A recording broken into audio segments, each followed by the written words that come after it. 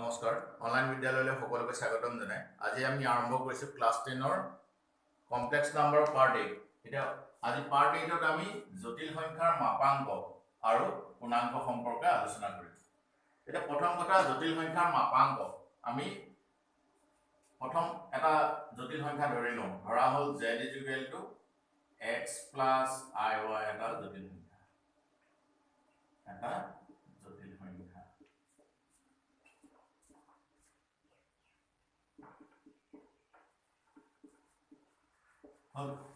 এতিয়া এই x + iy সমতলত তাক সদায় ইয়াৰ যেটো ক্ৰমিক জোড় তাক সদায় p of z বিন্দুটোৰে বুজোৱা হয় মই ধৰি ললো এই ইমান জায়গা এটো p of z বিন্দুটো আছে এতিয়া মাপাংক বুলি ক'লে আমি কি বুজো মেইন কথা হ'ল হেতু এতিয়া জটিল সংখ্যাৰ মাপাংক বুলি ক'লে বা z ৰ মাপাংক বুলি ক'লে আমি পৰম মান বুলি ক'লে আমি কি বুজো সদায় মূল বিন্দুৰ পৰা এই বিন্দুটোৰ দূৰত্ব অৰ্থাৎ এইটো আমি জেনাৰেল মেথডটো পাই আছিল বিন্দু হলে এই z জটিল সংখ্যাটোৰ মাপাংক বুলি ক'লে আমি কি বুজিম সদায় এই মূল বিন্দুৰ পৰা এই ইয়াত যেটো z ৰ আমি p of z ৰে বুজাইছো ক্ৰমিক জোড়টোলে দূৰত্বটো হেতু মাপাংক আৰ মাপাংক সদায় z ৰ মাপাংক সদায় মডুলাস অফ z বা r এৰ বুঝোৱা হয় ঠিক আছে মডুলাস অফ z এৰ বুঝায় বা স্মল লেটাৰ r এৰ বুঝায় ইয়াৰ লগতে আমাৰ মাপাংক লগতে পূৰ্ণাংক ওলাও তাৰ মানে এই জায়গাখিনি op ইকুৱেল টু ওৰ পৰা p দূৰত্বটো আমি মডুলাস অফ z বা r এৰে বুজাব পাৰো এটা মাপাংক নিৰ্ণয়ৰ সূত্ৰটো এটা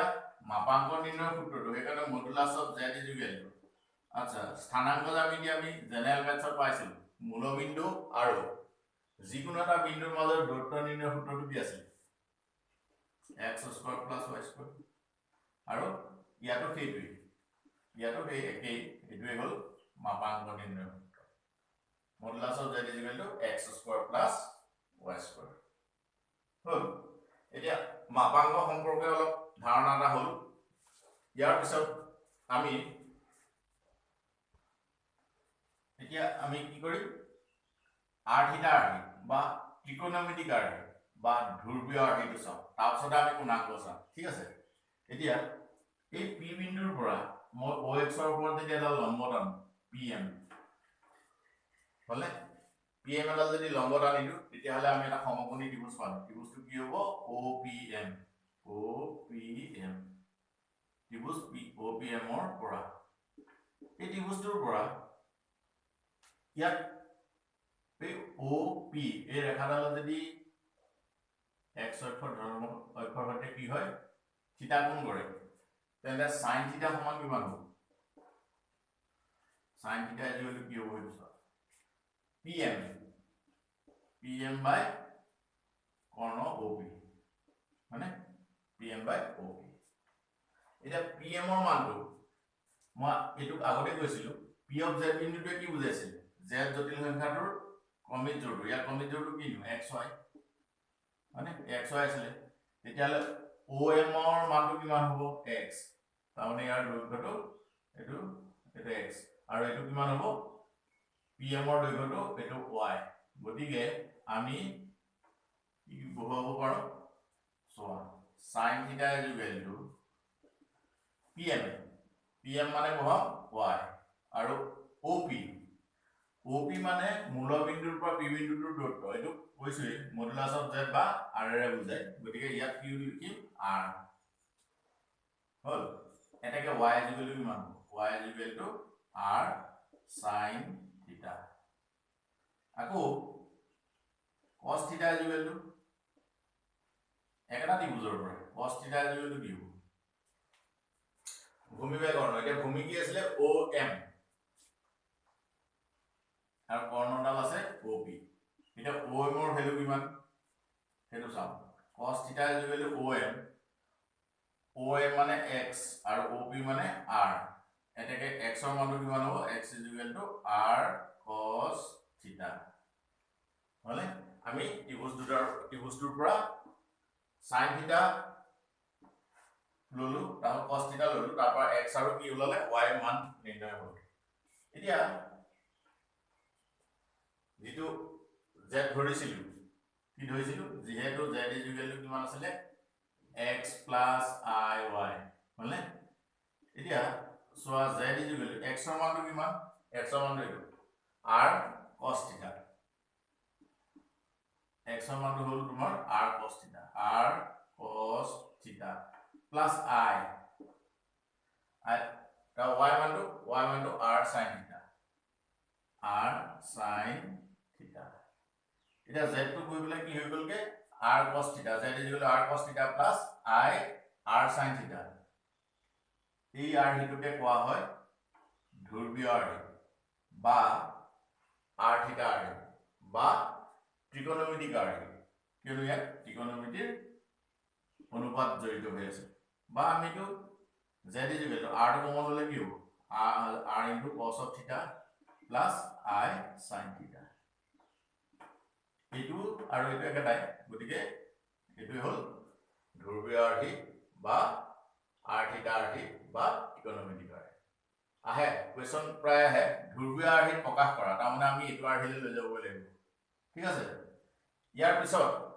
কোণাংক সম্পৰ্কে আলোচনা কৰিম আমি প্ৰথম মাপাংক তাৰ পিছতে r থিটা আৰ্হি আলোচনা কৰিলো এতিয়া আমি কোণাংকলৈ যাম এতিয়া কোণাংক বুলি কওঁতে চোৱাচোন OP ৰেখাডালে কি হৈছে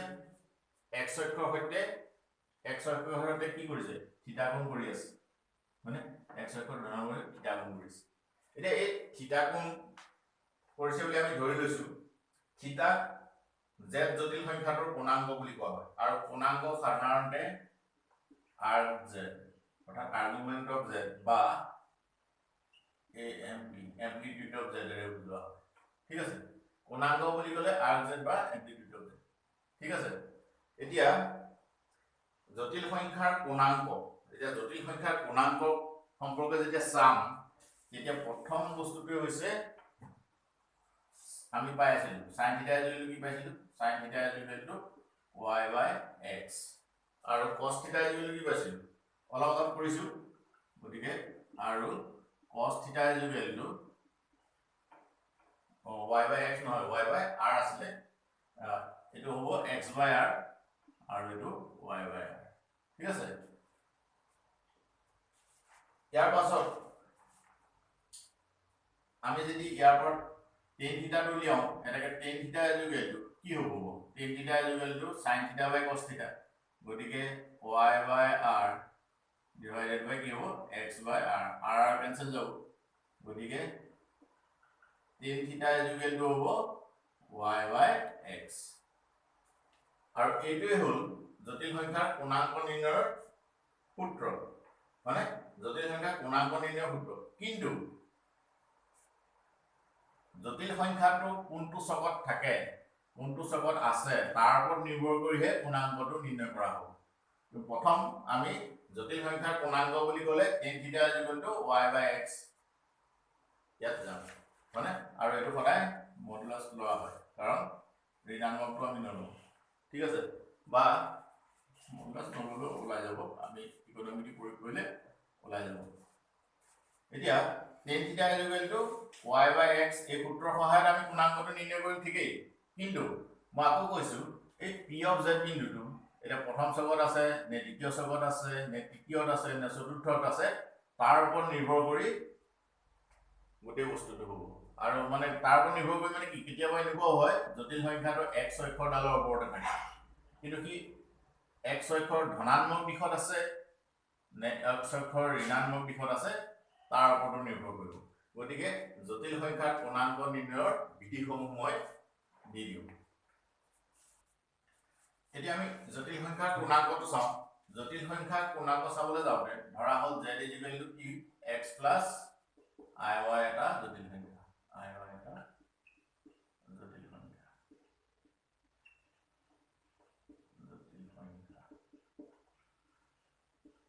হল এতিয়া ইয়াৰ পৰা আমি এটো কোনটো কি ধৰিছো এংগল POM এই এংগলটো কিমান থিটা গতিকে tan থিটা যেতিয়া উলিয়াবলৈ যাম tan থিটা ইকুৱেল কি হ'ব এটা হ'ব PM by OM এটাকে tan থিটা ইকুৱেল টু PM ৰ মান কিমান হ'ব কাৰণ এই P of Z বিন্দুটোৱে কৈছে Z বিন্দুটোৱে সদায় x plus IY ইয়াৰ কমিত জোৰটো বুজায় অৰ্থাৎ কমিত জোৰ xy বুজায় হয়নে গতিকে OM মানে হ'ব x আৰু PM মানে হ'ব y গতিকে tan থিটা লৈ ইয়াৰ পৰা এই tan থিটা equal to y by x ইয়াৰ পৰা আমি থিটাৰ মানটো প্ৰথম নিৰ্ণয় কৰিম আৰু থিটাৰ মানটো নিৰ্ণয় কৰি লৈ আমি এটা বিধি আছে পূৰ্ণাংগ নিৰ্ণয়ৰ মুখ্য পূৰ্ণাংগ নিৰ্ণয়ৰ এটা বিধি আছে থিটাৰ মানটো ইয়াৰ পৰা ওলাই যাব ঠিক আছে ইয়াৰ পৰা থিটাৰ মানটো ওলোৱাৰ পাছত এই P of Z বিন্দুটো কোনটো চকত আছে প্ৰথম পাছত দ্বিতীয় তৃতীয় চতুৰ্থ কোনটো চকত আছে তাৰ ওপৰত নিৰ্ভৰ কৰি পূৰ্ণাংগৰ মান নিৰ্ণয় কৰা হয় এতিয়া যদি প্ৰথম চকত থাকে P of Z যদি প্ৰথম চকত থাকে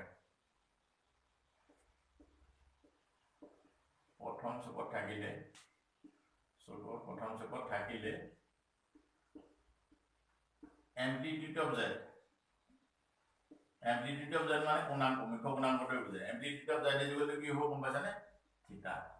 কাৰণ ইয়াত থিটা যিটো ওলাব সেই amplitude of Z প্ৰথম চকত থাকিলে সেই থিটাৰ মানটোৱে মুখ্য পূৰ্ণাংগটো হ'ব যদি P of Z বিন্দুটো দ্বিতীয় চকত থাকে P of Z দ্বিতীয় চকত থাকে তেন্তে amplitude of Z টো কি হ'ব সেইটো চাওঁ দ্বিতীয় চকত থাকিলে পাই মাইনাস থিটা হয়নে যদি তৃতীয় চকত থাকে P of Z বিন্দুটো তৃতীয় চকত থাকে তেতিয়াহ'লে amplitude of Z equal two কি হ'ব সেইটো চোৱা তৃতীয় চকত থাকিলে মাইনাস পাই প্লাস থিটা হলে আকৌ amplitude of Z চতুৰ্থ চকত থাকিলে হ'ব মাইনাস থিটা চতুৰ্থ চকত থাকিলে amplitude of Z equal two minus থিটা ইয়াৰ উপৰিও on the line মানে OX ৰ ওপৰত যদি থাকে কিতাপ লিখা আছে ভালদৰে মই এখিনি অংককৰণে কৰি যাম কিন্তু আমাৰ মেইন বস্তুটো এই তিনটা এই চাৰিটা পইণ্ট আমি মনত ৰাখিবই লাগিব তাৰমানে ইয়াৰ পৰা থিটাটো ওলাব সেই থিটা মানটোৱে মুখ্য পূৰ্ণাংগটো নহয় মুখ্য পূৰ্ণাংগ উলিয়াবলৈ এই কণ্ডিশ্যন চাৰিটা আমাক লাগিব এতিয়া আমি ইয়াৰ পৰা অংক কৰিম প্ৰথম মই বস্তুখিনি দি লৈছো জটিল সংখ্যাৰ মাপাংক দিলো তাৰ পাছতে r থিটা দিলো তাৰ পাছতে পূৰ্ণাংগটো দিলো এতিয়া আমি এক্সাৰসাইজলৈ যাম আৰু এক্সাৰসাইজলৈ যাওঁতে গোটেই বস্তুটো ক্লিয়াৰ হৈ পৰিব কিন্তু এই আমাৰ চাৰিটা পইণ্ট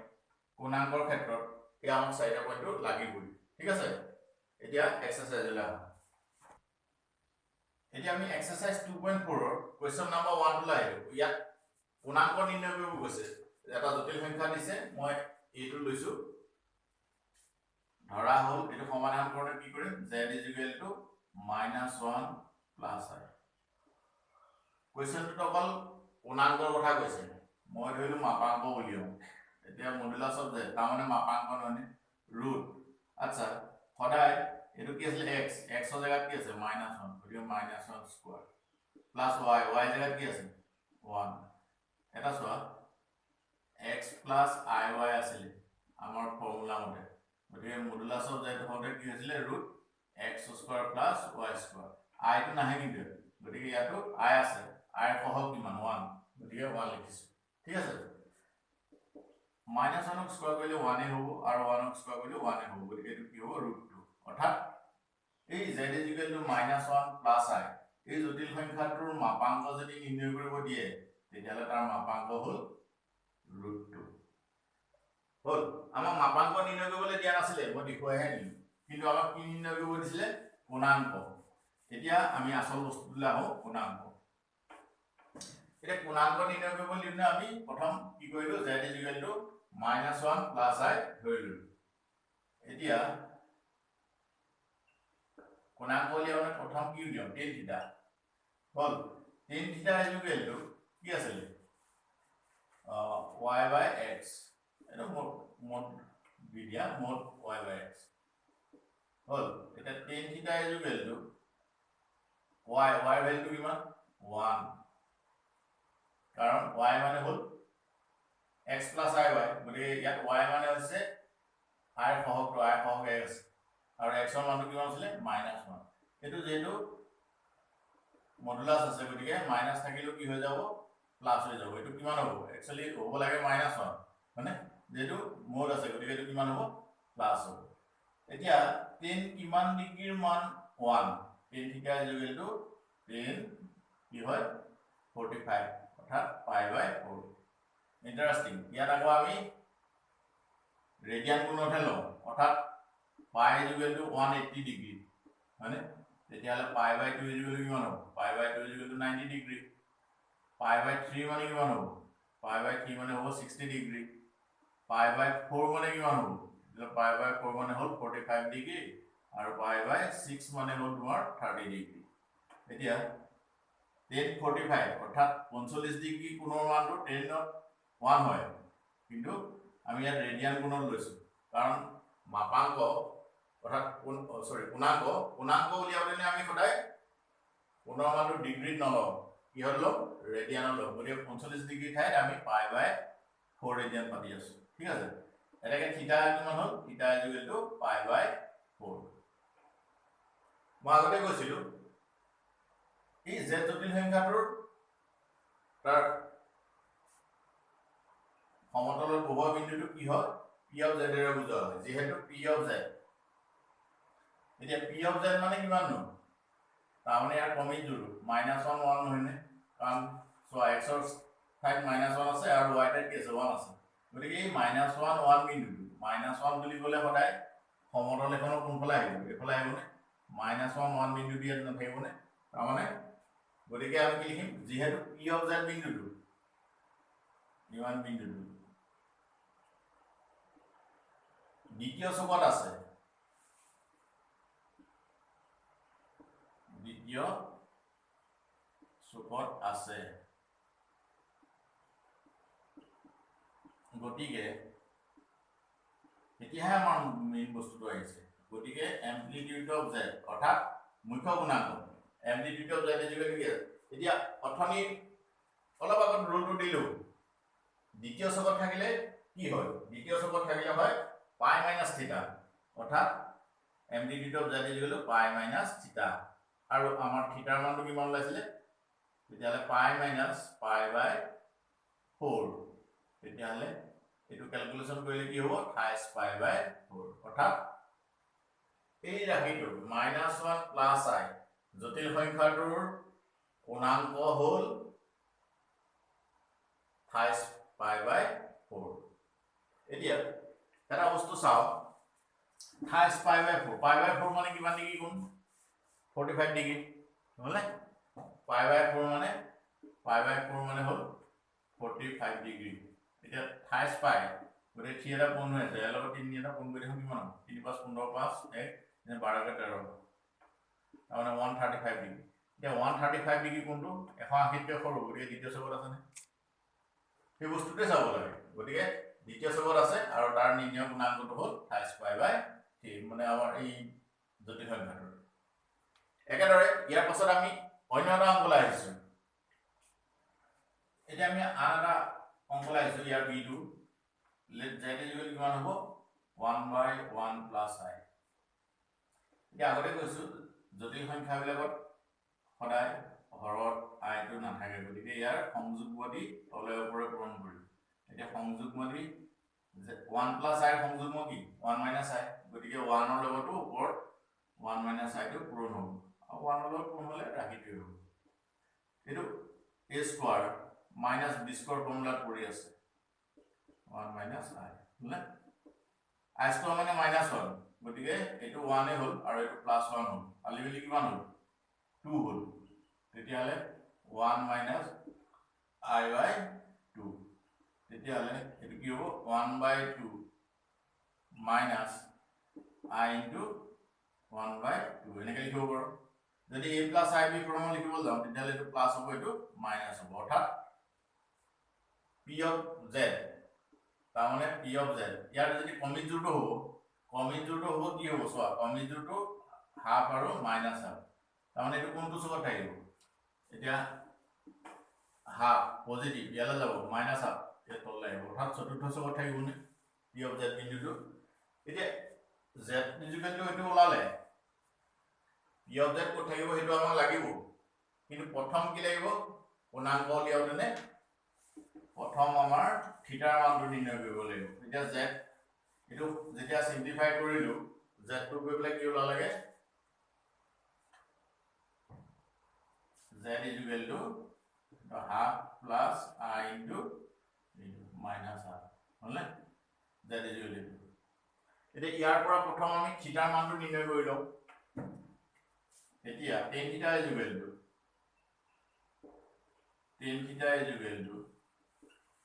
y by x এটো modulus of y by x এটো ফৰ্মুলা এতিয়া tan theta ৰ মানটো আমি কিমান পাম হেতু চাও tan theta is equal to y মানে তোমাৰ মাইনাস হাফ মানে আৰু এটো হাফ গতিকে হাফক হাফেৰে হৰণ কৰিলে 1 এ হ'ব কিন্তু মাইনাস আছে মাইনাস 1 আকৌ মডুলাস চিহ্ন আছে গতিকে কি হ'ব এটো পজিটিভ হৈ গুচি যাব tan theta is equal to 1 আৰু tan কিমান মান 1 tan 45 ৰ মান 1 আগৰ হতে একে ওলাইছে গতিকে tan 45 ডিগ্ৰী গতিকে ৰেডিয়ান কোণত লিখিলে কি হ'ব পাই বাই 4 অৰ্থাৎ থিটা is equal to পাই বাই 4 থিটাৰ মানে পাই বাই 4 কিন্তু থিটাটো কোন জায়গাত আছে হেতু নিৰ্ভৰ কৰিব এই p of z বিন্দুটো ক'ত আছে তাৰ ওপৰত এটোৱে এই থিটা মানটো আমি গুণাঙ্ক বুলি নধৰো এটো মুখ্য গুণাঙ্ক নহয় গতিকে মুখ্য গুণাঙ্কটো হ'ব সদায় p of z ক'ত আছে তাৰ ওপৰত এতিয়া চোৱা p of z বুলি কওঁতেনে ইয়াৰ হাফ আৰু মই অথনি কৈছিলো মাইনাস হাফ হলে এই বিন্দুটো ক'ত থাকিব স্থানাংক চতুৰ্থ চকত থাকিব গতিকে ইয়াত লিখিব লাগিব যিহেতু p of z বিন্দুটো চতুৰ্থ চকত আছে বিন্দুটো চতুৰ্থ চকত আছে হলে চতুৰ্থ চকত আছে গতিকে চতুৰ্থ চকত থাকিলে গুণাঙ্ক কি হয় এটা চতুৰ্থ চকত থকাৰ কাৰণে আমি amplitude of z is equal to কি লিখিম হেতু চোৱা চতুৰ্থ চকত আছে গতিকে amplitude of z is equal to চতুৰ্থ চকত থাকিলে কি হয় মই চাৰিটা ৰুল লিখিলো যে চাৰিটা ৰুলৰ ভিতৰত কি হ'ব মাইনাস থিটা চতুৰ্থ চকত থকাৰ কাৰণে মাইনাস থিটা আহিলে গতিকে ইয়াত আমাৰ থিটা মানটো কিমান ওলাইছিলে পাই বাই 4 অৰ্থাৎ ইয়াৰ মানটো হ'ল মাইনাস পাই বাই 4 অৰ্থাৎ আমাৰ যেটো জটিল সংখ্যা দিছিলে জটিল সংখ্যাটো এটো সেপত নাছিলে আৰু এটো আমি কৰিয়ে লৈছো a plus ib ফৰ্ম প্ৰকাশ কৰিয়ে লৈছিলো এই যেটো জটিল সংখ্যা দিয়া আছিল তাৰ নিৰ্ণয় গুণাঙ্ক হ'ল মাইনাস পাই বাই 4 ইয়াৰ পিছত question number 2 to lolo 2 e2 দিয়া আছিল minus 3 root 2 plus I 3 root 2 ইয়াক ধ্ৰুবীয় ৰাশিত প্ৰকাশ কৰিবলৈ গৈছে এতিয়া ধ্ৰুবীয় ৰাশিত প্ৰকাশ কৰিবলৈ যাওতে আমাক মাপাঙ্ক আৰু গুণাঙ্ক দুইটাই লাগিব ঠিক আছে গতিকে আমি প্ৰথম কি কৰিম সমাধান যেতিয়া কৰিম প্ৰথমতে আমি জটিল সংখ্যাটো ধৰি লওঁ ধৰা হ'ল z is equal to minus 3 root 2 plus I into 3 root 2 অৰ্থাৎ a মানটো মাইনাসত আছে আৰু b মানটো কি হৈ আছে পজিটিভ এতিয়া মাপাঙ্ক কিমান হ'ব এতিয়া modulus of z is equal to root a square তাৰ মানে minus 3 root 2 whole square a square plus b square b মানে ইয়াত কি আছে আমি জটিল সংখ্যাবিলাক a plus ib ধৰো কেবা x plus iy ধৰো গতিকে এটো x এটো y বা এটো a এটো b হল এটা ইয়াত আমি যেতিয়া অলপ সৰল কৰিম কি হ'ব এটো -2 উঠি যাব স্কয়াৰ আছে গতিকে 9 into 2 মানে তাহলে 2 18 হল হলে ডাইরেক্ট হল 18 প্লাস এটো কিমান হ'ব এটো 18 এ হ'ব হল ভাঙি দিলে 18 এ হ'ব এতিয়া 18 plus 8 কিমান হ'ব 36 is equal to কিমান হ'ব 6 তাৰ মডুলাস অফ z আচ্ছা মডুলাস অফ z মানে মই অথনি কৈছিলো মডুলাস অফ z মানে কি r mod z মানে সদায় মূলবিন্দুৰ পৰা স্থানাংক তলৰ সমতলত থকা সেই p of z বিন্দুটোৰ দূৰত্ব তাক কেনেবা মডুলাস অফ z অৰ্থাৎ মাপাংক বুলি কওঁ আৰু তাক মডুলাস অফ z বা r এৰে বুজোৱা হয় গতিকে r ৰ মানটো হ'ল 6 কাৰণ আমাক ধ্ৰুৱীয় আহিলে নিব কৈছে ধ্ৰুৱীয় আহিলে নিয়া মানে r থিটা আহিলে নিয়া গতিকে r আছে গতিকে r ৰ মানটো আমাৰ 6 ওলালে আকৌ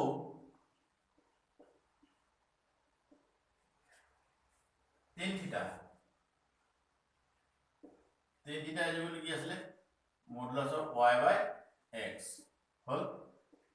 এতিয়া tan থিটা ইকুৱেল টু y মানে 3√2 আৰু x মানে -3√2 অকল চিনটো বেলেগ গতিকে 3√2 ডিভাইডেড বাই 3√2 তাৰ মানে 1 ইয়াত কিন্তু -1 হ'ব কাৰণ মাইনাস আছে মডুলাস থকাৰ কাৰণে কি হৈ গ'ল 1 হৈ গ'ল গতিকে tan থিটা ইকুৱেল টু 1 tan থিটা 1 মানে 1045 ৰ ভ্যালু 1 গতিকে কি হ'ব ৰেডিয়ান কোণত লিখিলে tan থিটা ইকুৱেল টু 10 পাই বাই 4 এটাকে থিটা ইকুৱেল টু পাই বাই 4 থিটাৰ মানটো পাই বাই 4 কিন্তু আমি এটা বস্তু চাম থিটাৰ মানটো ওলালে পাই বাই 4 ইয়াৰ কমিত জোৰটো যেটো জটিল সংখ্যা দিয়া আছে তাৰ কমিত জোৰটো কিন্তু -3√2 আৰু এইটো y ভ্যালুটো এইটো এতিয়া এনেকুৱা ধৰণৰ বিন্দুবিলাক স্থানাংক একত ক'ত থাকিব মাইনাস আহিলে এফালে আহিব পজিটিভ বিয়ালে যাব তাৰমানে ক'ত আছে দ্বিতীয় ছকত আছে গতিকে আমি কি লিখিম যেহেতু p of z বিন্দুটো দ্বিতীয় ছকত আছে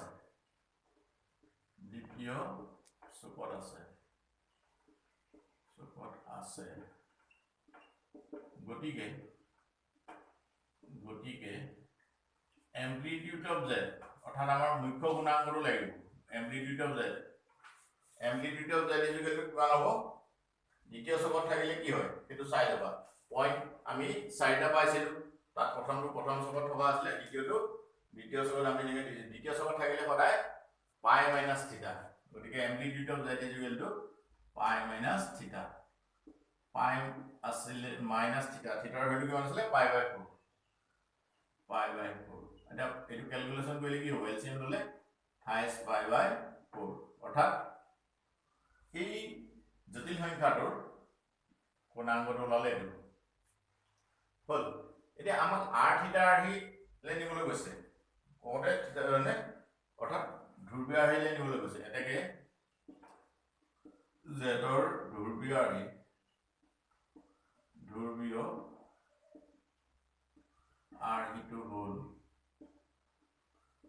হিটো হল এতিয়া ধ্ৰুৱীয় আহিটো হল z is equal to আচ্ছা ধ্ৰুৱীয় আহিৰ স্ট্যান্ডার্ড ফর্ম কি আছিল r cos থিটা প্লাস i sin থিটা এটো আছিল নে ধ্ৰুৱীয় আহিটো কিন্তু আমাৰ r ৰ মানটো কিমান ললে 6 এইটো r ভ্যালুটো r ৰ ভ্যালু 6 cos তেতিয়ালে তো cos থিটা মানে মুখ্য গুণাংকটো ইয়াত মুখ্য গুণাংকটো কি 28 pi by 4 plus i sin থিটাৰ মানটো এইটো 28 পাই বাই 4 হল এটা আমাৰ z ৰ ধ্ৰুৱীয় আহিটো আমি এইটো নিলিখো এইটো তাৰ স্ট্যান্ডাৰ্ড ফৰ্ম আছিল ধ্ৰুৱীয় আহিটো এইটো বা r থিটাৰ আহিটো ঠিক আছে এতিয়া এইকনটা এটা বস্তু চোৱা কিতাপত আলফাও দিয়া আছে এটো থিটা ধৰে এটো ধৰিলো এটো আলফা উলিয়ে মানে আলফা মানটো উলিয়ে কিন্তু মই তেনেকে দিয়া নাই দুইটা থিটা কৰি পেলাই মই দি দিছো ঠিক আছে এতিয়া মেইন কথা হল জটিল সংখ্যাৰ মাপাংক শিকিলো জটিল সংখ্যাৰ আমি আজি গুণাংক শিকিলো লগতে জটিল সংখ্যাৰ r থিটা বা ধ্ৰুৱীয় আহিটো শিকিলো ইয়াৰ পাছত তোমালোকৰ আৰু অলপ দীঘলীয়াকে আছে কিছুমান চেপ্টাৰ আছে কেইবাটাও ঠিক আমি গোটেইখিনি লৈ তোমালোকৰ মাজলৈ আজি ইমানতে শেষ কৰিছো তোমালোকৰ মাজলৈ আমি পৰৱৰ্তী সময়ত পুনৰ আহিম ধন্যবাদ